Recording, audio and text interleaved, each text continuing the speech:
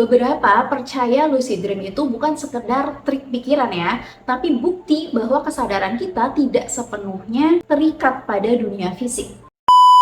Apakah tidur tetap dianggap istirahat kalau misalnya otak justru lebih aktif saat bermimpi? Dan sebenarnya apa itu mimpi?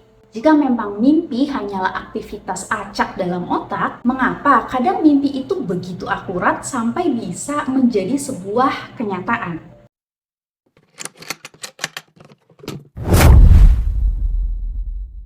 Halo pejuang hidup, welcome kalau kalian baru nemu channel ini, dan welcome back kalau kalian udah pernah mampir ke channel ini. Stop, jangan dulu subscribe channel ini ya, karena di akhir konten aku baru akan minta kalian untuk subscribe. Oke, langsung aja. In this video, we're gonna talk about tidur, mimpi, dan kesadaran. Kemana perginya kesadaran saat kita tidur dan bermimpi? Banyak dari kita menganggap tidur sebagai waktu istirahat.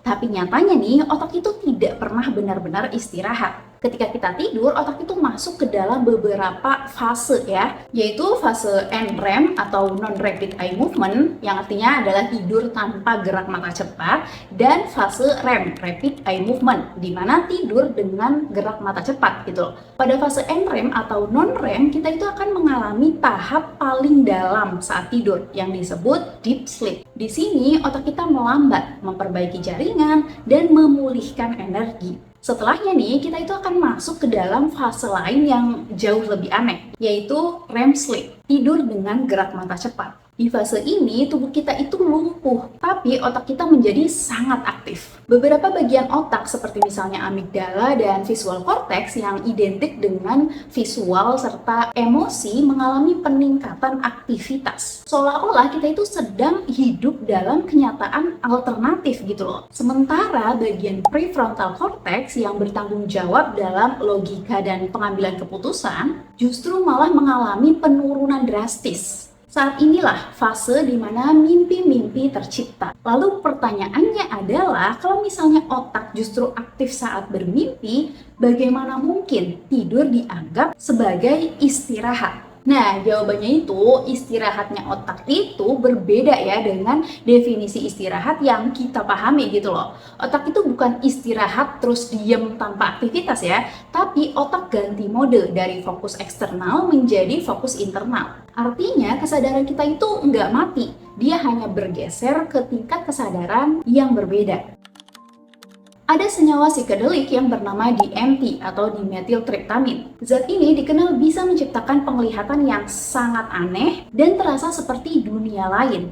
Kayak halusinasi lah ya gampangnya itu. Beberapa studi pada hewan menunjukkan bahwa DMT dilepaskan dari otak saat fase tidur tertentu. Meskipun kalau misalnya pada manusia itu masih harus diteliti lebih lanjut ya. But anyway, yang menariknya nih, jika seseorang mengonsumsi DMT sintesis, which di Indonesia nggak boleh ya guys ya, karena ini ilegal, efeknya itu sangat mirip dengan mimpi. Banyak yang melaporkan melihat dunia asing, terus bertemu entitas, atau merasa ditunjukkan makna hidup tersembunyi. Dengan demikian, apakah berarti mimpi hanyalah halusinasi kimiawi? Atau apakah zat seperti DMT ini merupakan sebuah pintu yang membuka kesadaran menuju tempat yang selama ini tersembunyi? Jika mimpi hanya efek dari bahan kimia di otak nih ya, terus gimana dengan kesadaran kita saat nggak lagi tidur gitu ya, atau nggak lagi mimpi? Apakah itu berarti kesadaran kita saat terjaga juga cuma hasil dari reaksi kimia di otak?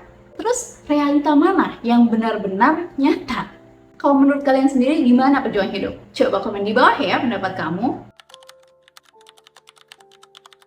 Beberapa orang bermimpi tentang tempat yang gak pernah mereka lihat tapi terasa familiar.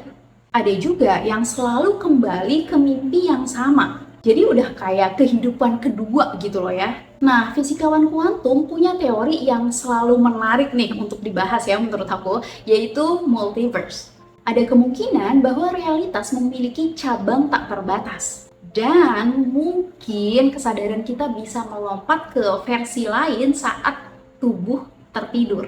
Belum ada bukti kuat secara ilmiah ya untuk hal ini, tapi spiritualitas kuno dari Tibet, Sufi, hingga suku asli Amazon sudah mempercayai hal ini sejak ratusan tahun yang lalu.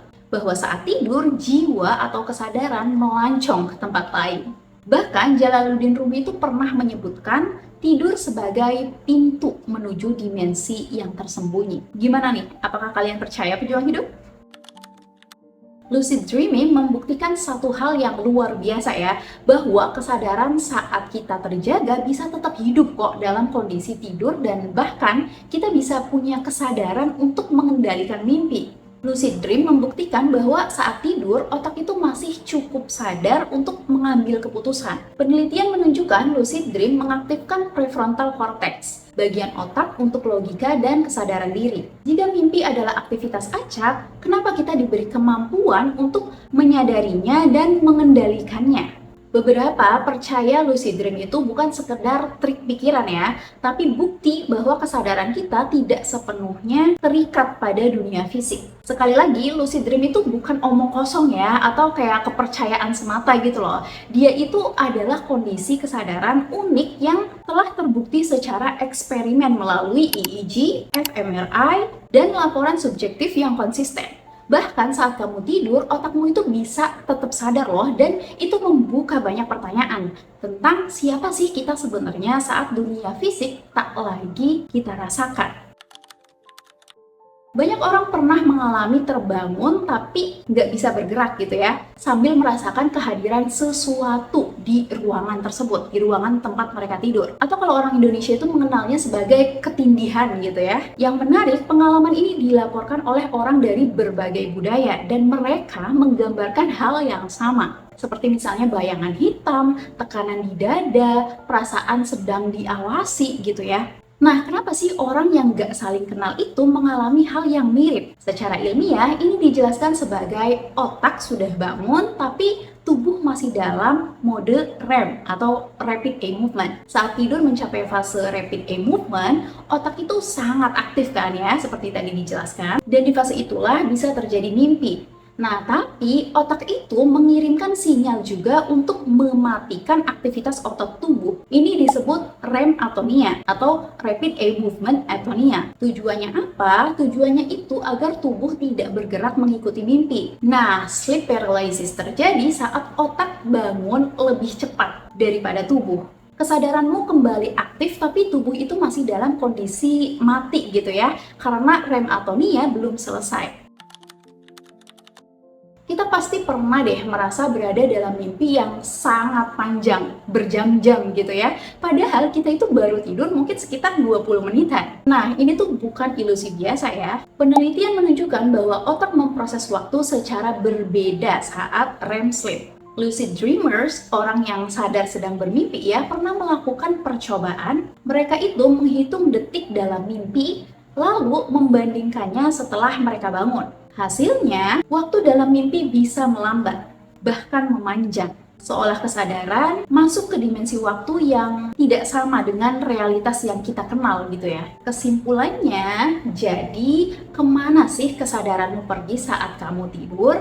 Jawaban sains sejauh ini adalah kesadaran tidak pergi tapi berubah bentuk. Ia tidak padam tapi beralih frekuensi gitu ya. Ia masuk ke dalam ruang internal yang tidak lagi dibatasi logika, waktu, atau hukum fisika. Aku pengen tahu nih, apakah di antara kalian ada yang pernah mengalami hal-hal yang udah aku sebutin tadi, kayak misalnya lucid dream, terus sleep paralysis, dan sebagainya. Kalau iya, menurut kalian gimana sih sebenarnya yang terjadi? Coba komen di bawah ya guys. Oke, terima kasih sudah menonton. Jangan lupa klik tombol subscribe dan notifikasinya agar kalian tahu kalau misalnya aku bikin video-video baru yang menarik lainnya. Bye!